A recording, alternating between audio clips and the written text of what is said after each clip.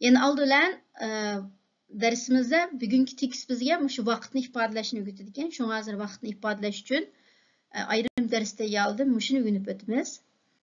Menimcha hammanglar soatga qarashni bilasizlar deb o'ylayman. Meni bunda soatlarni qarablam menchadan mencha o'tdi deb deyishni bilasizlar. Lekin golland tilda bu soatni ifodalashda bizning uyg'ur tilimizga sal o'xshamay qoladi. Andama clock deganda bunda soatni ko'rsatuvchi, ostidagi rasmdagi soatni. Andın horloji deganda bunda qo'l soatni ko'rsatadi. Shu ikkilisi soat, lekin birisi tamg'asadigan bunda shakldagi horloji degan qo'l soat. Andın ma soatning istilkisini vayzir deymiz, vayzir. Yani vayzir degan gapning ma'nosi bir narsani ko'rsatish pil shakli. Vayzir yani ko'rsatkichi deb shu istilka demakchi. Ama saatninki o'zinglar ko'rgandek 3 tane istilkasi bor. Ma uzun istilka Grooteweizer minutni ko'rsatadi. Buni bilasizlar-ku. Masalan, hozir men tegidik soatda 10 dan 10 minut o'tibdi, 2 ni ko'rsatyapti, 10 minut. And Kleineweizer ma qisqaroq bo'lgan istilka soatni ko'rsatadi. Masalan, soat 10, 8, 9, 7 degandek.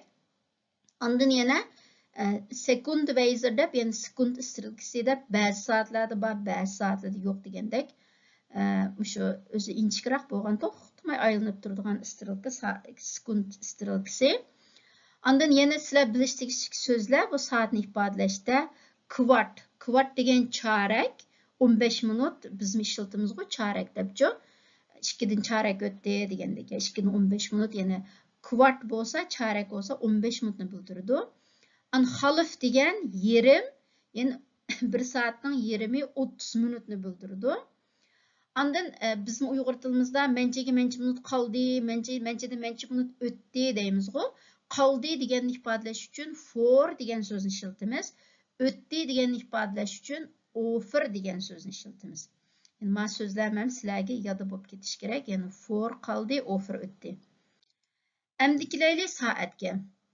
Yani bayağı degandek 1 saat 60 minut, inhol ur 60 minuten, en inhol ur 2,5 uren, yani 1 saat 2,5 saat, 2,5 saat, en 1 saat 4 çarek, yani her bir çarek 15 minut olganken 4 köpeysek 60, yani yeni 1 saat 12 stykken van 5 minuten, yani 12'nin öz çıkargan 5 minut depçi. Ma birden 2'ye yine her birisi 5 minutluk öztüdü. 5, 10, 15, 20 bulanın hemen bilisizler.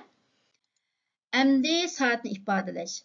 Normalda saat mesela 5 oldu, 6 oldu, 7 oldu, 8 oldu deb bütün saatni ifodalagan vaqtda aş sanning özünü mesela ifodalasak bo'ldi. Yani 4 ur, 5 ur, 6 ur, 7 ur depçi. 4 ur, 7 ur, 5 ur. Bu bizning tilimizga o'xshashlar. Endi ma chorakni ifodalagan vaqtda, yani bizning tilimizga o'xshab qoladi. Yani mesela 7 dan 15 minut o'tdi. Normalda 50 minutum deydi, lekin bular ko'proq shu chorakni ko'p ishlatadi. Mesela 7 dan 15 minut o'tdi demoqchi bo'lsak, it's quart over 7. Yani golland tilda bizning tilimizda 7 dan 15 minut o'tdi deb boshda soat keyin minut keldi. Lekin golland tilda boshda minut, uning keyindan soat keldi. 15 minut degan kvart, shunga kvart over o'tdi 7. Kvart over 7 desek 7 dan 15 minut o'tdi degan gap. Ondan mesela 8 ga 15 minut qoldi demoqchi bo'lsak, ya'ni o'xshashlar 15 minut degan shu bir chorakni ko'rsatdi, shunga kvart qoldi deganda for deydik. Kvart for 8 desek, yani 8 ga 15 minut qoldi. Yani mesela biz Uyg'ur tilimizda 7 dan 45 o'tdi deb ifodalaymiz, lekin golland tilda unda 8 ga 15 minut qoldi deb ko'proq ifodalash usuli mushu. Yani 15 minut o'tdi yoki 15 minut qoldi degan ifodalash usuli. Ondan soat mencha yarim bo'ldi degan ifodalash usuli sal g'alatiroq. Mesela bizning tilimizda 11:30 desek, o'sha 11 dan 30 minut o'tganini bildiradi, lekin golland tilda 11:30 demoqchi bo'lsak, Yani o'xshashlam oldiga minut keladi. Yerim degan xalif 30 minutku. Xalif degan shu 30 minutni bildiradi. Xalif 11 yerim demoqchi bo'lsak, 11 ni emas, balki 12. Yani xalif tualif desak, bu amaliyotda 11 yerim degan gap. Xalif diri desak, amaliyotda 2 yerim degan gap. Bu g'alita, dastlab ko'nammasliginglar mumkin. Şu ifodalash usuli mushtachu. Yani mesela 10 yerim demoqchi bo'lsak, xalif 10 yerim demoqchi tuq, birni qo'shib 11 xalif alif desak, amaliyot 11 yerim emas, balki 10 yerim. 5 yerim demoqchi bo'lsak, xalif 5 degan fayf, lekin mushta xalif ifodalaganda birni qo'shib ifodalaymiz, xalif zes. 5 yerim. Yani bu şekli sal g'alitroq. Ondan 5 minut qoldi, 5 minut o'tdi degan ifodalash shakli. Yani bizning tilimizga o'xshab qoldi, lekin boshda minut keladi. Masalan, 6 dan 5 minut o'tdi demoqchi bo'lsak, 6 bilan 5 5 keladi. O'tdi degan ifodalash uchun over degan so'zni ishlatdik. 5 over zes. Yani 6 dan 5 minut o'tdi. Yani 7'ge 5 minut kaldı desek mi? Yani o'xshashlam oldi bilan minut 5 4 kaldı zeyfin. 7'ge 5 minut kaldı.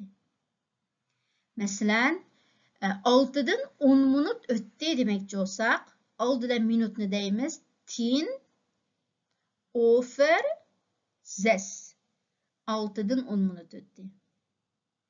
Yoki 3'ge 10 minut kaldı demekçi olsak, 10 kaldı deganni 4 deydik. 10 4 3. 3'ge 10 minut kaldı. Ondan yana adamni qaymoqtiradigan ifodalash shakli, mana 25 o'tdi, 35 o'tdi, 40 o'tdi deganni. Bular 7'den 25 minut o'tdi deganni 5 for xalif 8 deb, yani 8 yerimga 5 minut qoldi deb. Agar men buni mushu gollanch tarjimasi bo'yicha tarjima qilsam, 8 yerimga 5 minut qoldi deb ifodalaydi. Chunki ular bevositalam 7'den 25 minut o'tdi demay, yani 8 yerimga 5 minut qoldi deb. Lekin biz uni tarjima qilganda 7'den 25 minut o'tdi. Chunki bizning Uyg'ur tilimizda 8 yerimga 5 minut qoldi deb unda bek ifodalab ketmaymiz. Odatda 7'den 25, 7'den 20 debchi. Şuna tercim qilganda 7'den 25 minut o'tdi deb o'zimizning tiliga moslashtirib, mushta terjim qilsak bo'ladi. Lekin ifodalaganda mesela 7'den 25 o'tdi deganni bu taxminan 7,5 bo'g'ili oz qoldi degan gapchi. 7,5 ni nima deydik? Xalif 8. 7 degan zeyfin, lekin birini qo'shib 8 xalif 8. 7'den 25 o'tdi degan gap shu 7,5 ga 5 minut qoldi. Şuna 5 yani 5 minut kaldı for xalif 8. 7,5 ga 5 minut kaldı. Bu bir yana g'alitroq ifodalash shakli. Belki hozir anglab kallanglar qaymoq qilishi mumkin, hech qisi yo'q, lekin anglab olgandan keyin pishiq bo'lib ketadi inshaalloh. Shunga agarda biror yerda ko'rishmalaringlar bo'lib, mushta vaqtni nim qilgan vaqtida yezib berishni talab qilsanglar bo'ladi. Mesela yani 8'den 25 minut o'tdi demekçi olsak, 8 yerimni aldılar. 8 yerimga 5 minut kaldı. Yani 8 yerim degan xalif neyxin. Yani 5 for xalif neyxin desek 8'den 25 minut o'tdi degan ma'noda. Ondan yana bir shakl, onda mesela 35 o'tdi demekçi olsak, hozir qoldi emas o'tdi. Yani o'xshashlam menchi yerimdan 5 minut o'tdi deb ifodalaymiz. Mesela 6'dan 35 minut o'tganni 6 yerimdan 5 minut oshdi hozir. 6 yerimni xalif zeyfin deydik. Shunga 5 over xalif zeyfin. Yani 6'dan 35 minut o'tdi.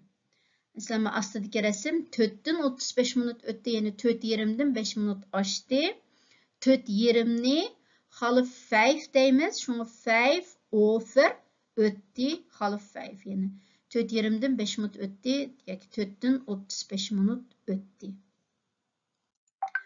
Ondan eng oxirdagi bir shakl, xuddi bizning tilimizda saat 3'ten azroqla ötdi deb, mesela 3'ten 1 minut, 2 minut ötse, işte deymiz o, işte ifadalash shakli it's over 3. Yani it's degan azroq degan ma'noda, it's over 3 desak, 3'ten azroqla ötdi, yani 3'ten 1, 2, 3 minut ötdi degan ma'noda ish qilib 5 bo'lmadi.